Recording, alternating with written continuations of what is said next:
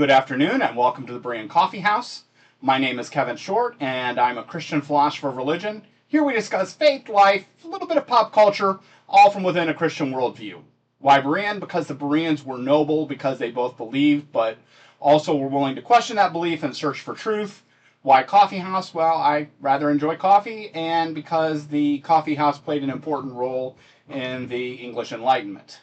And I rather hope that my efforts provide something similarly useful. Today our question is, can we defend slavery in the American South from the Bible? One of the major arguments we see from anti-Christians these days are arguments that involve biblical references to slavery. Now, slavery in the ancient world is a very complicated topic, and it's one that I find many modern Westerners really don't understand nearly as much as they think they do. I spent some time on this topic. My dissertation was on the question of dealing with new atheist arguments against Christianity from Old Testament slave codes. If you're in a college setting, you can probably look it up. It should be posted by now. My argument came down to three basic points. First, I built off of Alvin Plantinga's free will defense. If you don't understand that, that's okay. Second, I took Francis Wayland, who was an abolitionist in the mid-19th century. I took his arguments from Matthew 19 as a justification for why I believe God can have a good reason for regulating social evils such as slavery rather than outright banning them. And finally, I noted, to fit in the context, Augustine's view of progress, and I noted that freedom may require a society to have certain virtues before it can operate properly. Now, why this specific version of the question? Well, there's a lot of places I can begin with slavery. This is not an issue I can do completely and deal with all of the arguments raised in a single video. But for some reason, slavery in the American South seems to be the starting point for any of the modern debate. Much of this begins with Harris's book, Sam Harris's book, Letter to a Christian Nation. He says, and I quote, "Nothing in Christian theology remedies the appalling deficiencies of the Bible on what is perhaps the greatest and the easiest moral question our society has ever faced." Now, I don't know why anybody would take Sam Harris's word on Christian theology. He doesn't seem to understand it very well. I don't think he understands the biblical text very well on these points, but his work is extremely popular. He quotes one passage of Scripture, his other quotation, and I am going to take some swings at the atheists, I will tell you ahead of time. They are not going to like some of the things I have to say, and that's okay. But I do think we need to note, and this is why they're going to dislike it, that many of these arguments that are being raised in bad faith. And one of the reasons why I say that is this person that Harris quotes is Robert Fuller in his literary debate with Francis Wayland on slavery in the book that is that was recently reprinted, Domestic Slavery as Christian Institution. What Harris does not tell you, and this is why I say he is arguing in bad faith, is that both Wayland and Fuller were emancipationists. Both wanted to see slavery ended in the United States. And Harris never notes that in his brief discussion, yet he does quote Fuller where he thinks Fuller is useful to his case. That, quite frankly, is dishonest. Another person who is associated with the New Atheism that made this claim was Christopher Hitchens in his book, God is Not Great. He and Harris both focused primarily on slavery in the South and on the debate over abolition in the 19th century. But Hitchens only discusses slavery in the Americas. He does not discuss the British debate at all. And for a Brit to discuss the end of slavery without discussing William Wilberforce, well, that's just a disgrace. This discussion doesn't just go back, though, to sort of new atheism. This is still common online. I see it all the times. A second reason why we want to start with slavery in the antebellum South is because this is something that we see a lot now from modern politics. I would say both the American right and the American left have their own mythologies about slavery. Many in the American right tend to sugarcoat it, and I don't think that is a helpful or good approach. But many on the left have a tendency to leave out important parts of the history of slavery. And I think the reason why they do that is if those aspects were known, the inferences and the conclusions that they draw from that history would be weakened substantially. And so there's this whole mythology involving American slavery that has become part of our discussion about slavery in the Bible. Slavery in the ancient world, as I noted before, is very complicated. Now, a lot of people will immediately accuse me of somehow being dishonest in making that comment. I'm going to suggest once again that that is arguing in bad faith. It's an argumentium ad hominem. They are making an argument against the person rather than addressing the point. I've read enough books that I found many of the things I believed about slavery and thought I understood about slavery before I wrote my dissertation were things that I considered way too simple in understanding when I completed it, that dissertation. I've done the reading. And one of the problems that complicates it even more is that slavery in the Americas has become the lens through which we think we understand slavery in the ancient world.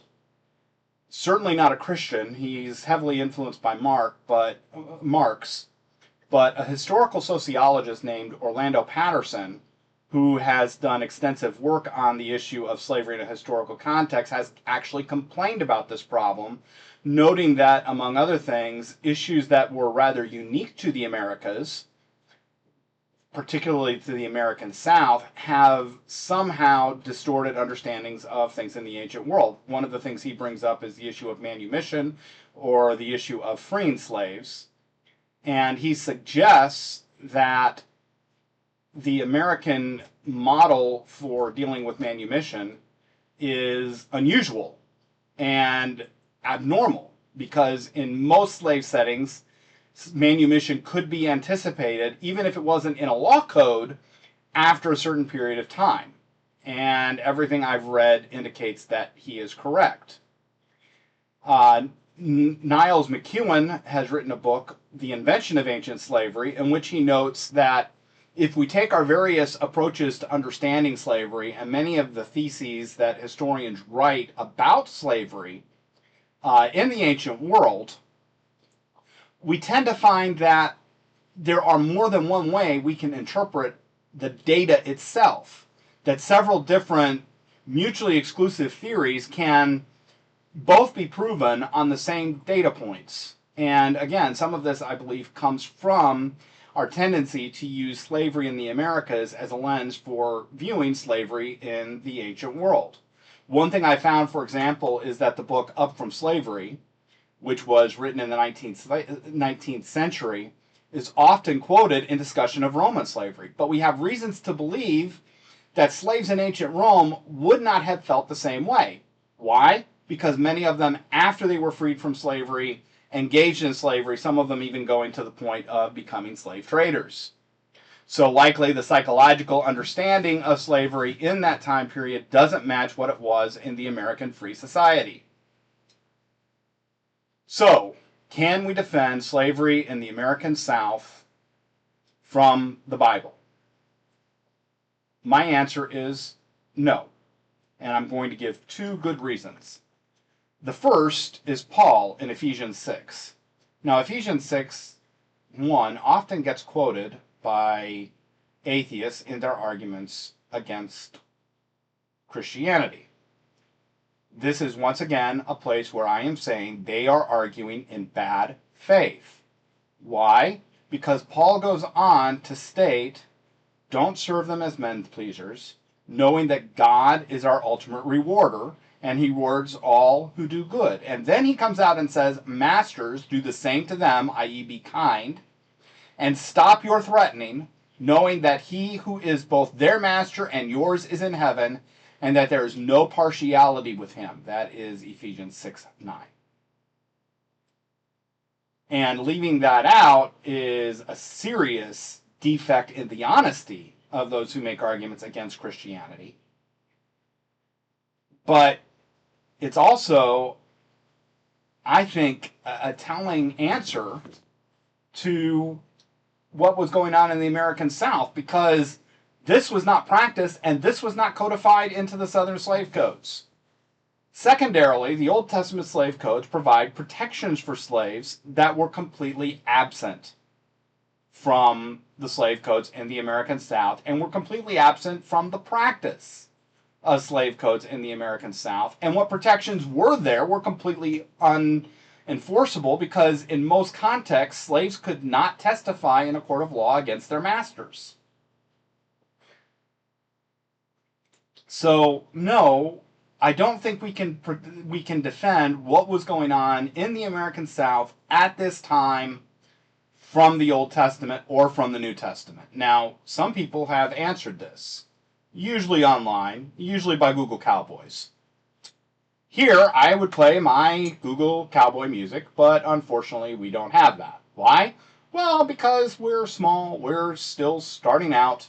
I shouldn't say we, this is currently a one-man job. My producer is named Nemo, no one.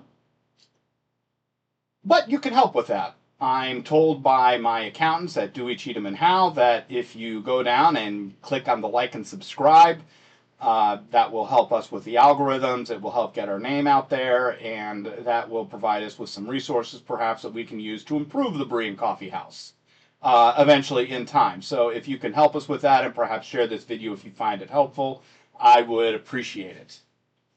Now let's go through, though, my two rebuttals of the cases that are made.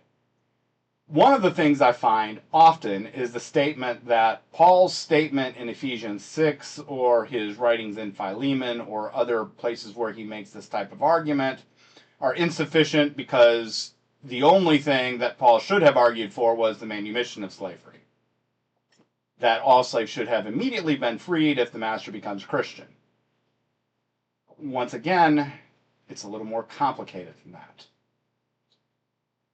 Freeing slaves, especially in a society where slavery was as prevalent as it was in Rome or also in the American South, isn't as simple as we would like it to be. In ancient Rome, it wasn't even necessarily legal in many places. Following 3 slave revolts that were called the Servile Wars by the Romans, Augustus had actually made rules about when slaves could or could not be manumitted. For example, it was illegal in Rome itself to free a slave who was younger than 30 years old.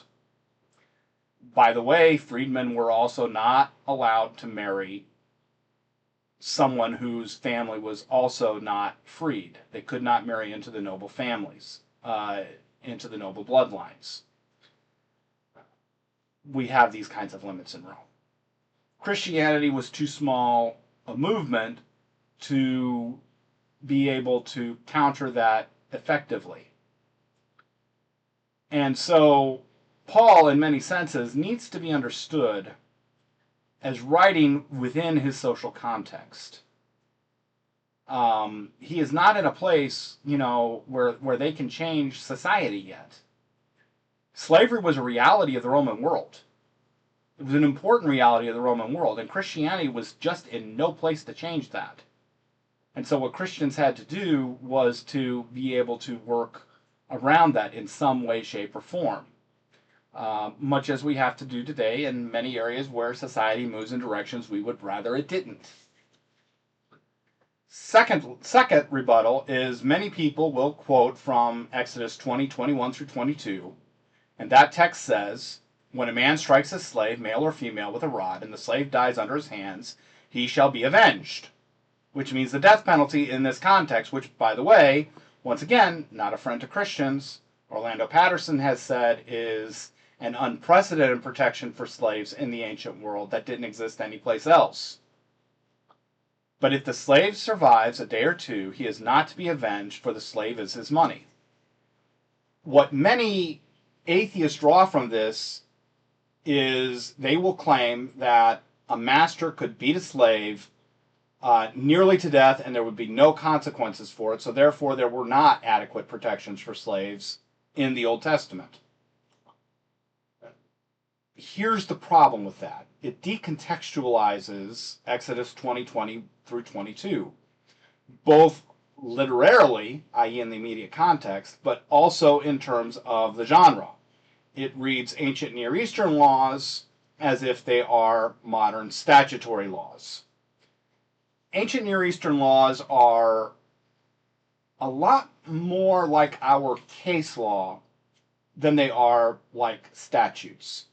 And the way their law codes were written is they would provide specific instances from which the student of jurisprudence, the person who wants to be a lawyer or more likely a judge, was to derive principles rather than trying to spell everything out in long codes. Now, in this case, contextually, going back to at least verse 12 in Exodus 21, what we have are not discussions of slavery, although we do have that earlier in the chapter. What we have are discussions of capital punishment, following through until the small section following these two verses. And particularly, immediately before this point, we have a discussion of a free man striking another free man. And some of this discussion has to do with whether something qualifies as murder or whether it qualifies as something similar to manslaughter. And one of the key issues is intention. Did the person who killed the other person intend to kill him or not? And that's an important distinction in Hebrew law. If you committed murder, if you intended to kill somebody, then the penalty was the death sentence. If it was unintentional, then in many cases a fine would be applied instead, although there were some other issues. So, for example, this chapter tells us if a man strikes one of his parents, he is to be put to death for that. Which, by the way, in a tribal patriarchal society, attacking your parents is basically insurrection because the patriarch is, in a certain extent, a governmental type of office. Contextually, if a slave is severely injured, according to Exodus 21:26, that slave is supposed to be freed. Now, many people will, again, push back on that passage by saying, well, this is just some odd religious law because it specifically says they're freed for the damage to a tooth or damage to an eye. But if we take the basic interpretational principle, which is reasonable for law codes of this type from lesser to greater, then the way we should look at that is even if an eye or a tooth is damaged, even a minor injury for that time period, because we're not living in a time when there's a lot of great eye treatments, and we are not living in a time when people are working behind desks, so injury to an eye is a pretty easy thing to have happen, and losing a tooth is a pretty easy thing to have happen. Even a minor injury like that was sufficient for a slave to be released.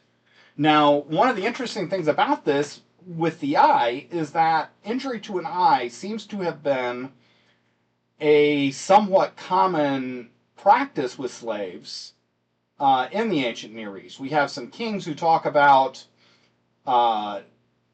taking slaves from battlefields and putting their eyes out. Why are they doing this? Probably as a security measure. By the way, if you look at the account of Samson in the book of Judges, you can see this happening with him. If you will remember, the Philistines put his eyes out. Why were they doing this? Because he was a dangerous slave. And they didn't want him to be able to escape. They didn't want him to be able to attack anybody. They didn't want him to be able to overthrow the dynasty. And so these slaves would generally be put in what would otherwise be considered women's work, which would be things like weaving grass mats, which was kind of important economically at the time.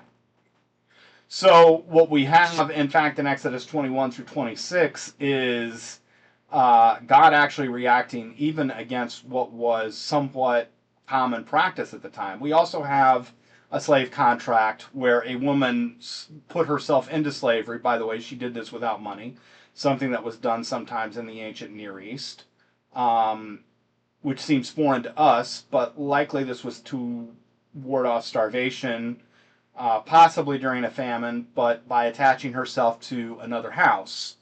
Um, because she didn't have anybody else to look out for her interests. Something that seems foreign to us in our understanding of slavery, but as I noted, slavery in the ancient world is a little more complicated than we seem to understand. So in the immediate context, no, that's not what's going on. We are not saying a slave could be beaten half to death. What we are saying is that a slave was not to be killed simply for convenience. Now, the other thing many people will discuss is punishment. But there's, once again, a problem. When we start discussing punishment of slaves, we have to ask, number one, how does this compare to freemen in the society? Otherwise, we are engaging in chronological chauvinism, what C.S. Lewis called chronological snobbery, where we're taking our society, our view of things, and suggesting everybody needs to follow it. In many of these cases, I would say we are not justified in our beliefs because we would have to demonstrate why our way is right and theirs is wrong. So are beating people for crimes necessarily wrong? No. And the Old Testament allowed beatings. It also allowed for limitations to those beatings. They were not to be beaten with more than 40 stripes, and to prevent themselves from going over, they were limited themselves to 39. Which gives us some additional legal principles about the way the law was to be enforced, which was very carefully. The second thing that when it comes to punishment that we have to look at is what is the slave being punished for? And this text, and quite frankly the Old Testament in general, doesn't discuss that. If a slave is being punished because, say, he broke a dish and he's getting beaten within an inch of his life, I think we would all agree that is unjust. What if the same slave had attacked another member of the household? Now we have a different situation. So we can't necessarily assume we know why the slave in this case is being beaten, and discussing why he's being beaten, once again, gets outside of the discussion of murder versus manslaughter. Now, if we go back to this passage with Exodus 21, 21 through 22, the other thing that I think is very important is this last phrase, for he is, talking about the slave, is his money. Now, is this a slave in reality, even though I've been using the term? And the answer is no, because one of the other issues that we get into is the definition of slavery. The person here is an indentured servant, probably not a slave. And what's going on in this context is, if you look in the passage beforehand, the freeman who assaults somebody and that person doesn't die, he is required to pay a fine. He is required to pay for his time, for the time he's unavailable to be able to take care of his household. Okay. So this last phrase, for he is his money, probably means that the weregild, that the payment that would be made to the slave's family, or the indentured servant's family, was the forfeiture of the work for the payment that was already made when this person entered into the indentured servant contract. So instead of a fine, he simply had to forfeit that. That is one of the reasons why I say this individual is not a slave, because slaves were the property of their masters, and I am operating here on the standard approach in historians of slavery, as opposed to Near Eastern historians who will refer to this as debt slavery, but I think they're wrong to do so. Whereas indentured servants work for a period of time, and in many ways it's almost like getting a job, but having an advance paid on your salary before you start. So you would pay for a number of years, the limit was 7, and the person was to work for those years, but his family would get the money and they would use that to pay off bills. Or alternately, this money could be used, according to Exodus 22, for a thief to pay back what was owed to the person who he had stolen from. So this isn't even a case of a slave code, but it gets referred to that way. So my conclusion is no, we can't defend slavery in the American South from the Bible, because the Bible is not supporting the complete dehumanization of slaves as occurred in the American South during that time. And it is those specific things that would have to be justified to try and claim that the slavery in the American South was justified. Thank you.